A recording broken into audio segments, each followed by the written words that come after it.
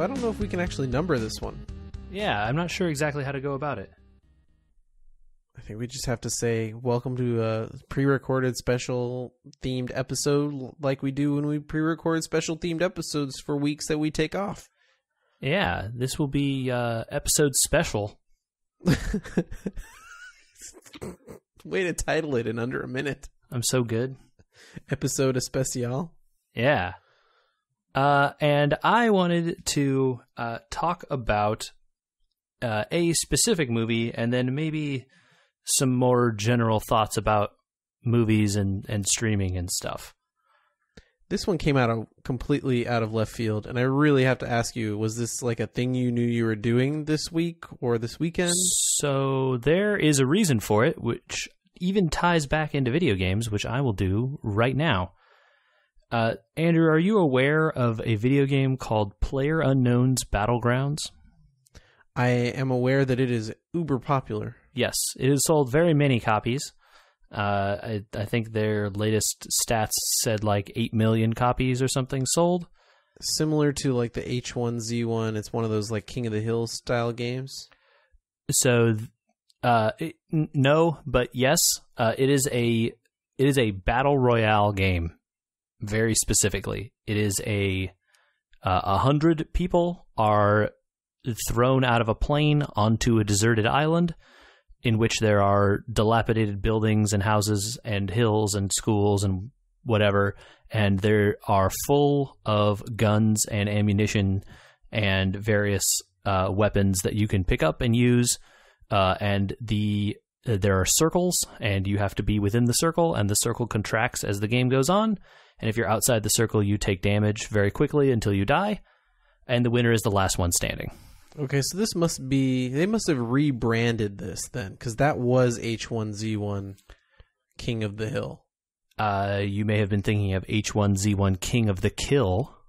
King of the Kill? Yes, I believe was the name of the actual game. But the person, Player Unknown, who is a singular person, I forget what his actual name is, but anyway, he did work on that game at some point and has now left to create his own game that is just purely this. There is nothing else in that game. Oh. This is the only mode. You can play it by yourself, in a duo, or in a group, and you just jump into a match, and your airplane goes, and you have to murder everyone, and then the winner gets a chicken dinner. So is this Battle Royale style game a thing that has been around for a long time, or is it just kind of picking up? I don't know how long. I think these games have been around as mods for other types of games. So I know that this guy, the Player Unknown, started creating mods for a game called Arma 2 and Arma 3, which are pretty big games. Modern military combat games. And he was a modder for those games, and he created games like this Battle Royale mod, and eventually ended up making one, but his own version. And these games are very popular, and I have seen people playing them and heard people talking about them, both friends and coworkers. And, it really got me in the mood to watch the inspiration for a lot of these games, the actual movie Battle Royale.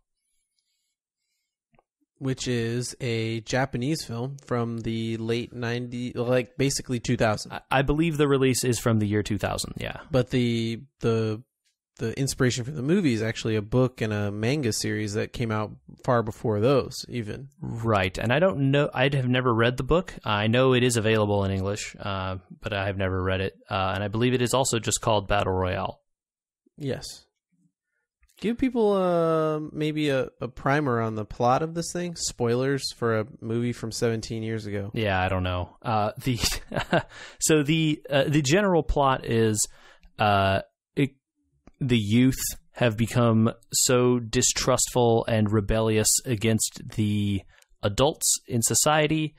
They have stopped going to school and are just such miscreants and lawless teens that the adults passed in Japan. I guess this whole movie takes place in Japan. All the actors are Japanese. So, maybe be ready for that. It is subtitled. There is no English version. And the adults decided that the way to punish these children into behaving is to pass this law that basically says there will be a randomly selected class of students every year who will be made to participate in this battle royale, and the losers, the people who participate, the way to win is to kill the rest of your classmates until you are the only one left alive. And then there's a bunch of ways they go about forcing that to happen and making the kids wear collars. And, saying you can't be in this zone or this other zone or whatever, to try and keep the action moving or the killing happening. One of the weird conceits that seemed to happen, again, subtitle translation-wise, was that the problems in that country were that they had 15% unemployment, and therefore the keep people in order, incentive was that this was gonna be passed into law. Right. The youth sort of felt like they had no chance, and so they were just rebelling and doing whatever they wanted. And I'm thinking about 2008 stuff like this actually came to pass in some countries, like Greece or France, and a couple other places around the world where unemployment hit really, really high levels. I don't think 15%. 15% is like global economic collapse, basically. Like complete and utter. It's bad. I mean, imagine if 15% unemployment happened in Japan. Basically, the rest of the world economy is there's no global currencies anymore. You know what I mean? Right. Stuff is going really bad everywhere. You're talking almost end of the world financially. Oh, and recall that this movie was created before the idea of everything being so globalized was really a thing. True. This movie came out in 2000 and was based on stuff from before that. And so the idea that the countries would be so intermingled like they are today and that all our economies would depend on everyone else is pretty unlikely at the time. And so they would just sort of think this is a collapse due to internal Japanese politics or something. They don't ever really tell you why the collapse happened, and they don't really dwell on any of this at all. They basically, you get all that backstory through text scrolled across the screen, or not even scrolled, put onto the screen in white font on black background, in the first 2 minutes of the movie, and then that's it. There's a lot of exposition that happens in this movie as well through other instances of video tutorials and things like that too, right? So yeah, they're not left entirely in the dark, and they definitely, they have a very cheesy and very, Japanese way of explaining to the students, here's the things you're going to do. I'm the perky instructor lady telling you how to murder your friends, and kind of a tutorial video. It should be stated that it is a gruesome idea and very horrific to think about, kids in high school killing each other and all that sort of stuff. And it's not. And the movie is pretty violent. There's a lot of blood and the arterial spray, let's say. Yeah. They took the idea that this was a horrific thing to make people do, and then also made it uber gory and bloody and over the top in a way. Yeah, definitely the blood and stuff all over everything is pretty over the top. They force the students to wear these collars that if they try to leave the island will blow up. Or if they're in a zone that's deemed to be dangerous, it will blow up. Or if you try to take them off and escape, also the collar would blow up. And when these collars explode, basically you just get a fountain of blood out of people's heads. It's, very over the top. And, then they have people, standing in that rain of blood and stuff sometimes, to make an image or something. It's a bit much sometimes. Oh, man. Something I actually pulled up a list of the characters so that I didn't get the names wrong. Yeah. When I was doing this, and I was something that I've forgotten because I haven't watched a lot of anime recently that I like about Japanese culture is the two name thing where you kind of have to memorize both of a person's name because they use them interchangeably first and last. Yeah. So a lot of people will be called by their last names. Except then when they're around people being friendly to them, they'll call them by their first name. And so if you don't know that the guy's name is Nanahara Shuya, right, you won't know who they're talking about if you don't remember that both those names belong to the same person. Yeah. Yeah. So it's inspired you to watch this film, this video game? Yeah, so the game really does do a lot of homage to this movie. They have a set of cosmetic costumes that you can purchase and unlock via crates, which are literally just costumes from this movie. The guy who wears the yellow jumpsuit, the like kind of hacker kid, he has a costume. There's a costume from several of the girl characters, like, you know, they're school dress looking things with, like, you know, the coats and stuff. They have those. They have tracksuits like what the teacher wears. There are, and so, you know, it really reminded me, like, you know, at the time they said these were based on this, you know, they're not the exact costume, but look, we know, right? Like, everyone understands this is what that's meant to be.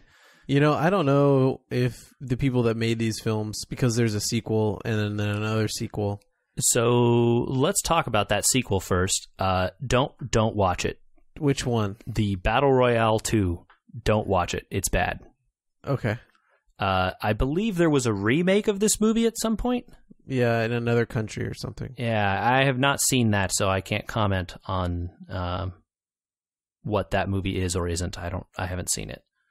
Okay. But definitely the direct sequel to this movie, Battle Royale 2, is awful, and no one needs to see it. That's too bad. Yeah, they take the concept to some really dumb places in that movie, and none of it works. Whereas, all right. Well, we got that out of the way. Yeah. I just really, you know, the way they sort of force the kids to, you know, like, the movie spends a lot of time, like, you know, trying to find ways to, like, you know, the kids obviously don't want to kill each other. A lot of them are friends or whatever. And they just sort of show how dangerous and, you know, can you really trust someone, you know, when you're in these very tense and difficult circumstances. You know, like, one small thing that you mean to do for some reason can end up getting everyone killed because all of a sudden the trust erodes so quickly. So my subtitles didn't work perfectly when I was watching this. Oh no, that's probably bad. So, like, every sixth sentence or so, I'd have to, like, jump it back and then get it to reload the subtitle, and then it would maybe load that one. So eventually, throughout the film, I started to give up. And it actually helped me focus in on the, like, acting of these people. Mm-hmm. I don't know that it's super good acting. Yeah, the movie was very clearly made on a budget, as evidenced by the large amount of practical effects used all over the movie. Yeah. And it definitely shows. I don't think there's, like, Academy Award-winning actors or anything in here. No one is, you know, winning, like, best anything. But I think it's also, like, directing, too. There's, like, there didn't seem to be much direction of, like, they just sort of point the camera at a space and say, make the scene happen over here.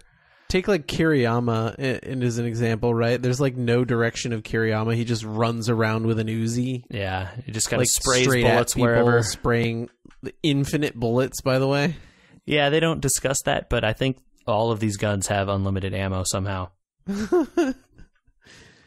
Oh, man. That unlimited Uzi actually kind of bothered me towar's the end of the movie. There's definitely several scenes where he just sprays and sprays and sprays and sprays. And the only time it ever... this single time that the magazine ever runs dry is when he's pointing at the main character. Right? Yeah. You know, a person with a cursory understanding of how guns work would see that as ridiculous. But, you know, I don't know. I know guns are much more difficult to get a hold of in Japan, and therefore the number of people likely to understand how guns work would be lower. I don't know that excuses it, but certainly the people watching wouldn't have had that thought, probably. Yeah, I think it just comes down, like, I was using that as an example of, like, I think all of it comes down to directing. And it definitely has a very kind of hands-off style about everything. The actors' performances, the directing, and all, it's just very stark and kind of like, here's this. And, like, even in the cases where it puts, like, narration or like, text on the screen or whatever. It's very just flashbacks. Like cut to black screen. Here's white text, and then a flashback, and then cut back to the scene. Like there's no like it's not trying to do anything like artful or whatever, other than like be bleak and depressing kind of. I've actually watched this film probably 10 years ago. Yeah, I've definitely seen it before this. I saw it in college, I think. I probably got more out of it this time, but I probably enjoyed it less. It's not necessarily an enjoyable movie to watch, except for if you were to make fun of it with friends. I think that might be more of a more of a cultural, like, did you ever see that bad movie moment? Yeah, and it is it's a very shocking movie if someone has never seen it before. Yeah. So I don't know that like it would bear like you need to see this a bunch of times to get all the inside jokes or whatever. Definitely there's actually not. There's a lot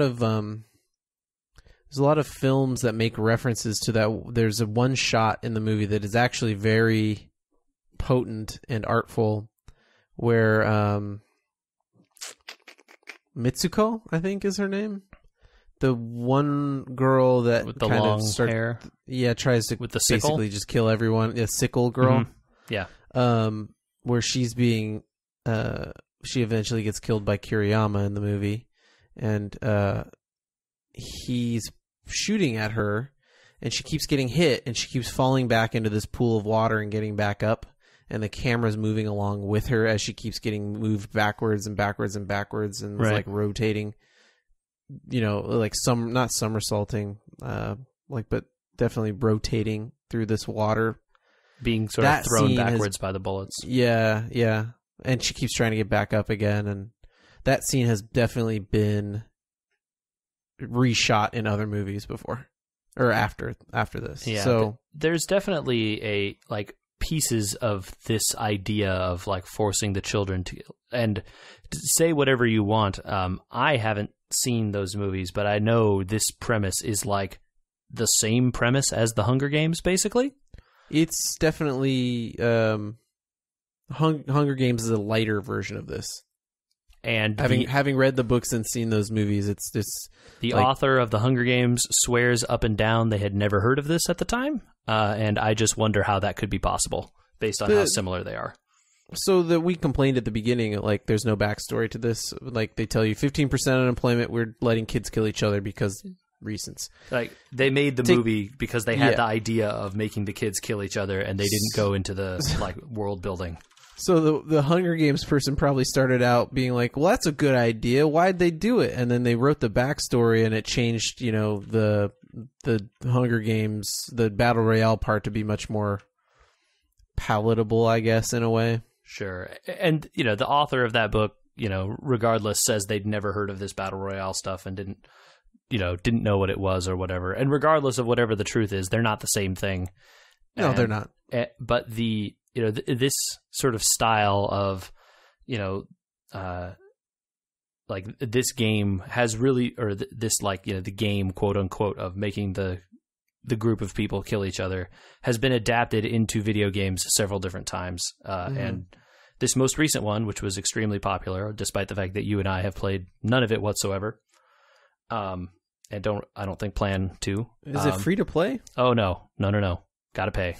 Oh. But it is in early access, although I believe it's coming to the Xbox soon, and then probably the PS4 eventually.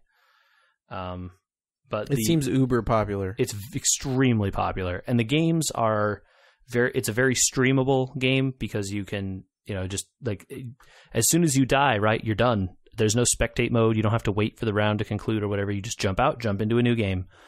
And there's a million games going all the time. It's every run is different, right? Based on which gun you get or don't get, as the case may be. I think there's a lot of opportunities for surprises and totally. And just like entertainment moments for sure. And just like in the show or in the movie where the kids get a randomized weapon in their bag, right? One kid gets binoculars, another kid gets a pot lid, and a third kid gets the Uzi. You drop out of this plane into a place and you find a backpack, or you don't, or you find a pistol or a shotgun, or you don't, and there's a lot more guns in the game, of course, but the randomized aspect of it keeps it fresh, from what I have seen and heard. So, I just thought it was a fun way to, see this movie again, which I remember thinking fondly of. I think maybe I think a little less fondly of it, having seen it again. But it is definitely the kind of movie that if you wanted to show your friends something shocking and have a good time and laugh at the screen, this might be one to watch.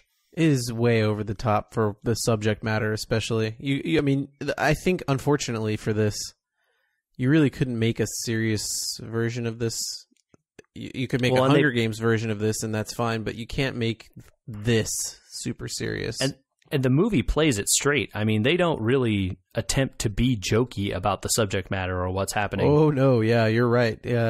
Nanahara takes it to a whole new level of whiny. Yeah, and it is, the teacher and his whole, completely nonchalant, just, awful father routine is, I don't know, Kitano, the Japanese actor, is famous for playing a bunch of bad guy Yakuza characters in Japanese movies.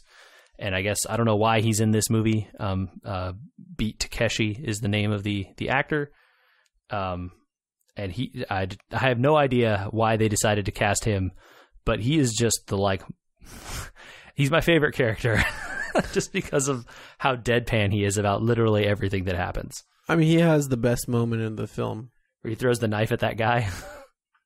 No, where he basically he's dead, and then his phone rings, and he just gets back up normally. He doesn't even act like he's been injured. Gets back up, answers the phone call from his daughter, who yells at him. He curses her and throws it and shoots the phone. And then dies. And then dies after having had been shot 10 times. What's interesting about the Kitano character is actually where the film gets some depth. When you figure out his daughter is just like these other kids, he essentially expected the twist at the end with the way that multiple kids survive. Yeah. He uses the water gun to basically help himself commit suicide. Yeah, so that character, you could, if we were Japanese, we might get a little bit more subtlety, especially out of his character. You kind of get the idea that he was using the girl, as a substitute daughter. It was good. I wish it were on Netflix. I also wish it was on Netflix, Andrew. It was hard to track down. I had to end up signing up for a free trial of a website called Shudder to watch it streaming. Was that some sort of horror movie things? Yeah. Streaming service? Don't sign up for it. It seems bad. Okay. But if you have a chance, watch that. It is on Blu-ray. There is a director's cut version of it that I have not seen. I have no idea what would be different in that. What else could you add to this movie? Yeah. So, the people that enjoy it or want to check it out and don't mind foreign films should check that out. But it would be a lot easier to check out if it was on Netflix. Especially for people, like myself that are now Netflix and Amazon only type people, So do you really watch only those streaming services? Because you don't have cable anymore, right? I have an internet cable that comes into my home. And then over-the-air television, whatever that is. Yeah, we've used it for some football games. I don't think it's been used since last football season over the air. Okay, so pretty much it's just whatever's on the internet. Yeah. Mm-hmm. And so, do you find the constant churn of stuff onto and off of Netflix frustrating? No. Really? Because I feel like they have gotten away from the idea that I liked when I subscribed to Netflix of being sort of the place where you go and you can have almost any movie or show. And now they sort of are all about this place where you can only get the Netflix shows. And then, they have some old movies and stuff too every now and then. I don't know, whatever.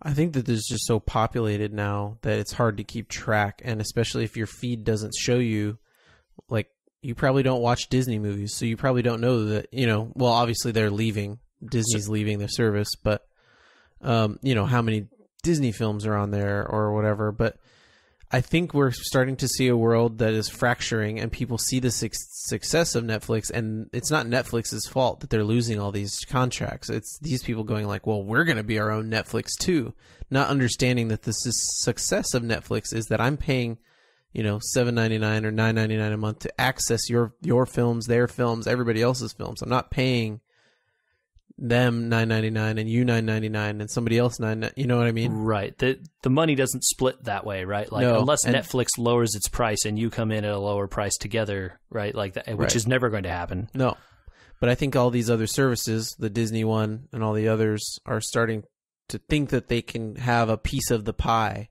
and they don't realize like my pie doesn't grow. Like I'm paying for the services I'm going to pay for. So then do you feel like you get enough out of Netflix to justify that? Because, the majority of the content these days that comes to Netflix is new Netflix shows, right? They're spending most of their money on production of new shows. Mm-hmm. That and like actually getting to watch older things. Like, so they have a Netflix original show called 5 Came Back. And it's a documentary about filmmakers telling the story of 5 filmmakers that left their careers behind during World War II to go make films for the War Department. Okay. Tied to that, they have all of the old films from the War Department on there as well. And, so this is like, for me, probably months worth of content that they have that is tied to this Netflix original. That's not Netflix original content, but that's older stuff. Sure. But is honestly more interesting to me than having access to 93 different Real Housewives shows or whatever the heck is on cable that I'm paying for, like turning on a TV and blurring my eyes with how it's made or whatever. Okay.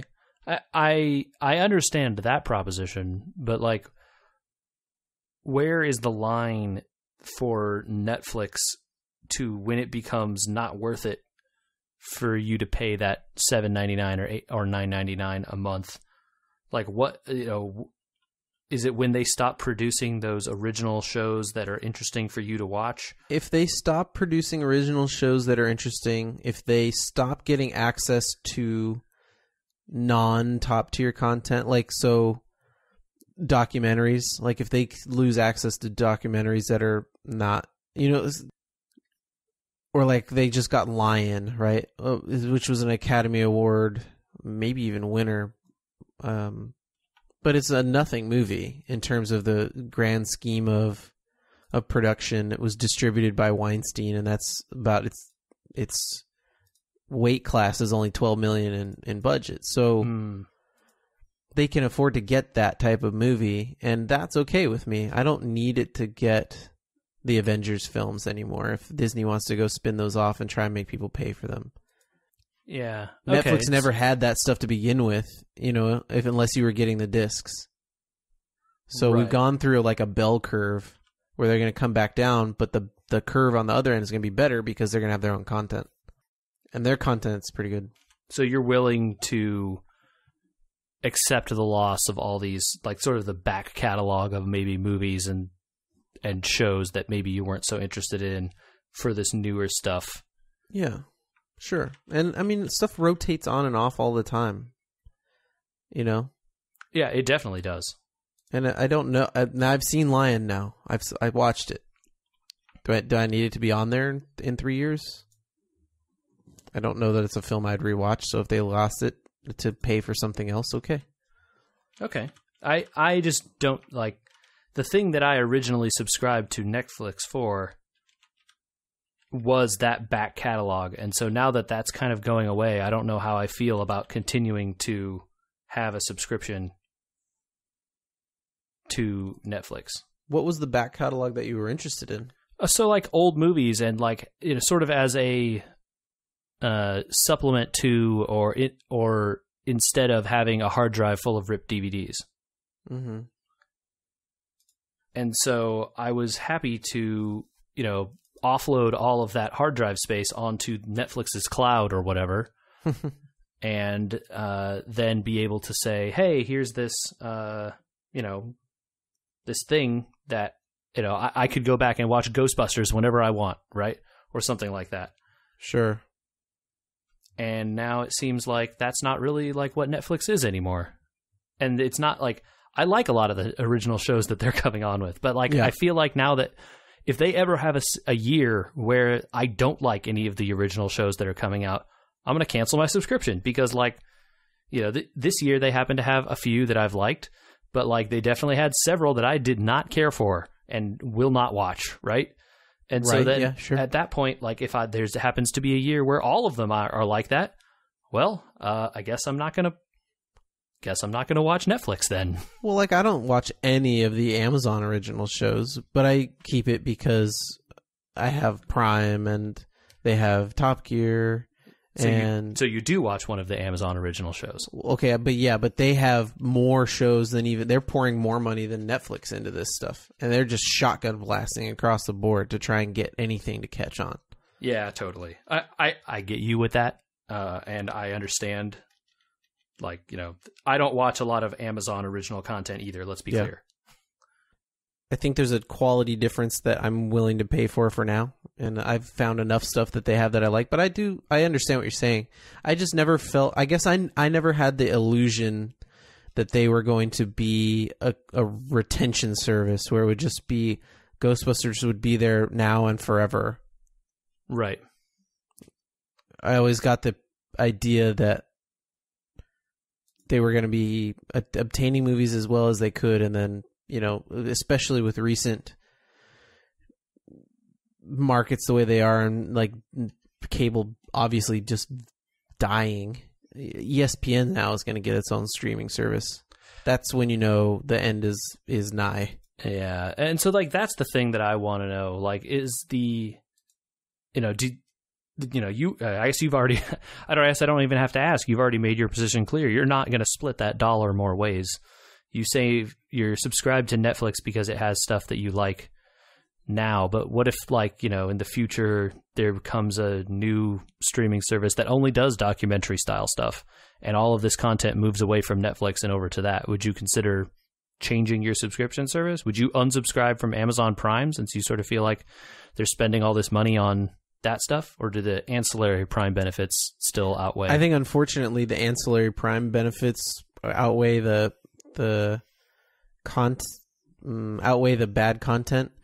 Mm-hmm. I think that if they told me I could take $10 off my Prime membership and they lost Top Gear, I would definitely move away, because the other stuff I have that I've used their streaming service for, like I have Star Trek on either Netflix or on my hard drive. I have Mr. Rogers I can get on PBS. I have all the Batman cartoons on my hard drive. I just use that as a way that I don't have to like access my computers.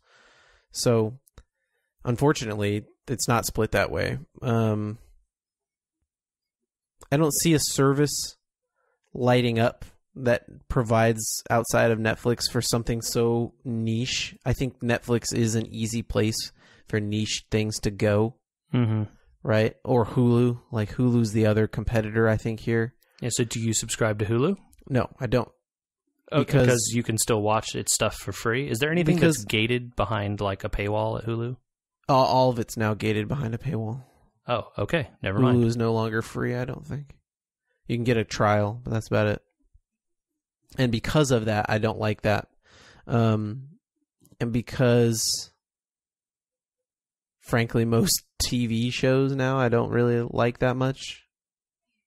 I'm not like chasing every episode of Big Bang Theory and need to see it now. And I can wait for the AMC, you know, the Hulu exclusive season to then move to Netflix for like an AMC show. Sure. If I don't just watch an AMC show online.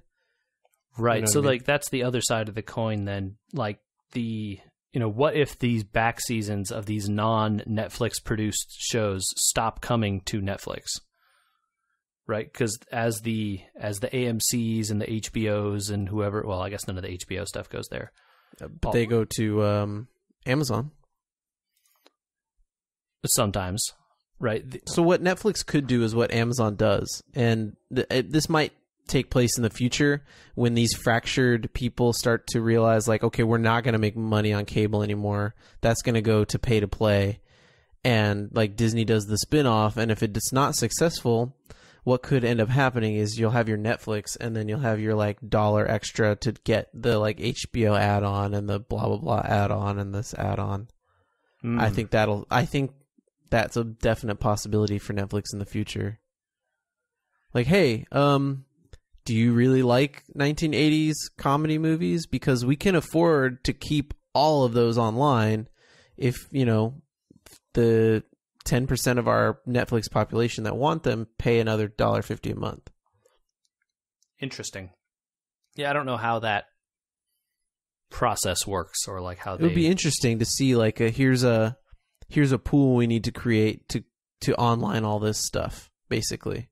Yeah. Is it literally just the monetary cost of renegotiating the license, or is it just that the license holders don't want their stuff locked up in one place for forever? Yeah, if I'm Netflix though, I'm not arguing for exclusive deals. I'm just arguing to get it on my service. Yeah, totally. So the business behind it is very intriguing to me, because like it's digital, right? Like it's not like it's a finite resource. You can have as many of them as you want. Yeah. Well, net neutrality. Yeah, well, the real, that, I guess that aside, since there's really nothing you or I or really anyone can do about that stuff, outside of the government, these services and these, these sort of catalogs and just having access to all this extra content and TV and movies and stuff, it has really enabled people, like yourself to, they call them cord cutters or whatever, right? Mm-hmm. And which so doesn't make any sense because you still have the internet cord that you're tied to, right? Yeah. In fact, more tied to the internet cord. You're just sort of getting rid of the cable TV cord, which, may or may not impact various people. So do you feel like, you are, regardless of the money proposition, because I'm sure that was the driving factor, do you feel like you are better off now? You have access to like maybe the same amount, or at least like an equal amount of stuff? Better off having cut the cord? Yeah. I find myself caring less and less about like hot takes on shows and things like that, and I've noticed everybody else in the house watches TV a lot less. I don't know if that's life having taken over or whatever, but every night for the first couple of years we were married and things like that, we would watch TV 2 hours a night, and then Sunday football all day. Mm-hmm. And now Sundays, basically the TV's off. We don't watch TV basically at night at all anymore unless we get an episode of like Game of Thrones. That's about it. And then, the Netflix shows fit in around the schedule because they're always there. Sure. So it sort of enables you to live a life and then have TV fit in where you want it, as opposed to being tied to some kind of broadcast schedule. Wow, people said that Better Call Saul was super good. Okay, well, we've caught up on all the 2 or 3 shows that we want to make sure we don't have spoiled for us or whatever. Over the next 3 months, when it finally comes to Netflix, because we've waited this long, we'll watch it. Yeah. Okay. So I think it's a net benefit in terms of less consumption for consumption's sake. Gotcha. And I guess to be clear, so the only services that you guys currently have then are Netflix and then whatever Amazon Video gets you for free, I assume. Yeah, and then so you can do like rentals and buying stuff through Amazon as well. I feel like worrying about Netflix in terms of having content is maybe justified, but not something I would be concerned with. I think they will ride the market of whatever is coming when all these companies attempt to do their own streaming services, because every single one's going to do it now that Showtime and HBO have kind of proven you can. Mm-hmm. But I think Showtime and HBO were always exclusive, and so people expected them to be exclusive.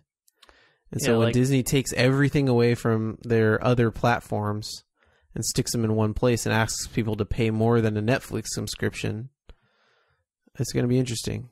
I will wonder. Because, because if Disney takes everything, right, that includes every Marvel movie, every Star Wars movie, every Disney animated film, every Disney produced live action film, that's a lot of movies locked behind, some kind of Disney paywall.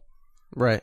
And I mean, that's a big catalog, right? And if you get literally everything, right, assuming that that's what it is, which I don't know that it would be that, but if it did have literally every Disney movie ever, going back, to the 60s and before, right, whenever they started producing films, mm-hmm. I mean, that's a lot of stuff. It's a deep back catalog, but how much of that do you really want to pay for, right? Like Disney movies, and I guess they've had sub labels and stuff where they've made more interesting stuff to watch. Yeah. But outside of like kids programming, right? Like how much of that do you as an adult want to view? Well, if I'm honest, right, they can't move all their Marvel because Netflix helped produce some of it. So they probably, I guess. Well, they can't move their TV Defenders, stuff, right? Yeah, all that stuff can't really move. So then you're going to split your Marvel between two things, maybe. And does Star Wars get its own service? Because ESPN and Disney movies are on separate services. I don't know. Maybe it's better off for Disney to just buy Netflix. I mean, maybe. I don't know that they have that kind of money lying around. But it's just like, I'm just coming up with a hypothetical, right? If they took it to the extreme, it sort of feels like some of those brands, like Marvel and Disney or Marvel and Star Wars specifically, benefit from being out there as wide as possible, so as to keep people remembering how great Star Wars and the latest Avengers movie and whatever are. Mm-hmm. So I don't know that maybe they would ever choose to do that, in terms of like a business strategy or something. But I mean, obviously I don't have access to the numbers, and I'm sure that they would do that in a second if it turned out they could make X millions of dollars more, right? Right. Okay, I just wanted to, really check in with, the state of Netflix, since you have cut the cord now and you feel, you have been that way for a while. Yeah. I've been that way because, with kids, you can't really watch TV anyway. I remember my parents, they would watch 4 or 5 TV shows, and there were just stacks of tapes from recording things in their room, Mm-hmm. Just stacks and stacks of tapes of things they'd never catch up on. And so without, the internet provides the option that the tapes are out there, and then I don't ever have to worry about seeing how far behind I am on something, and then I usually just forget about it. It's an interesting way to sort of break that cycle of feeling like you're missing out on whatever the zeitgeist thing is. Yeah. Because if it's that good, I can go subscribe to a service and watch it if it's that good, or okay, cool, I'll watch it when it comes to the service that fits my schedule. Cool. So is there, I think the one sort of downside to cord cutting that people talk about is the sort of live sports angle, right? Because that's really horrendous. The hardest thing to get. Sure. Yeah, it's pretty hard. Know somebody with logins to those things. I don't know. Yeah. Technically, you're not supposed to share that stuff. Go to friends' houses. We actually did a price comparison one time. Mm-hmm. And if we went and watched, every Sunday, we went and watched football at a bar, ate food and drank beer, it was still cheaper to do that than have a TV subscription to watch those. So it's cheaper to do that than to pay the NFL whatever their fee is to get that streaming package? So if you, take the NFL content, right? If you want to watch your team's games, which are going to always be out of market, right? Right. So you got to pay the NFL premium for that. Okay. Plus your TV package. Add all that together just to keep the live sport. If that's the only one you're interested in, go to a bar. have a drink, have a nice meal, watch the game. So does that include that there are NFL like streaming only packages? I don't think there are NFL streaming packages yet. With Twitter getting it and all these other things where they're trying to like spread it out. There's no coherent NFL stream yet. You can get Sunday Ticket, but you have to have DirecTV. You can watch it on Twitter. You can watch it on Yahoo. You can watch it on blah, blah, blah. They spread it out around these weird places. Yeah, I don't know. I thought they started allowing you to do that Sunday Ticket thing just through online without a DirecTV thing, but maybe I'm wrong about that. Well, they certainly should. It feels like it's a we were able to access it a while ago with if you had a PlayStation, but you had to have a PlayStation. I believe that's still possible, by the way. Yeah. Okay. I just wonder. It feels like people are getting more fed up with cable as the years go on, and it seems like there's a market there for with them streaming to Twitter and them. All this sort of stuff. The other funny part about the NFL ones, I think, is that if you can only stream out of market. Yeah, you would have to watch the over-the-air channel for your local team games. Yeah, so what's the point of that? Yeah, I don't know. I'm surprised these markets still exist. As a person who lives in a market where they no longer have a team, I suspect we will still get lumped in to see the team that now left our city's market somehow. Or you'll see the Raiders. I don't know. The Raiders might be better. I think it's very likely that they will be a better team. Hey, we get to start talking fantasy football soon. Yeah, I'm excited for that too. I wish that those options were better, right? Because you can definitely watch Sunday Night Football online. They have NBC has a streaming thing for that works pretty well. Mm-hmm. And you can watch the Thursday games that stream on Twitter or Yahoo or whatever. Right. And those work okay. And then anything on Sunday, then you're just I don't know, pay the NFL $1 million. That's the only way you want to watch anything. It just seems like there's a market there for people you could tap with people who don't live in their geographic zones. Just send them a thing and let them watch on the computer. It's fine. I've always said, and I will always say, it's just generally not in your best interest the way people make decisions in business. It's in their best interest. Yeah, I guess that's true.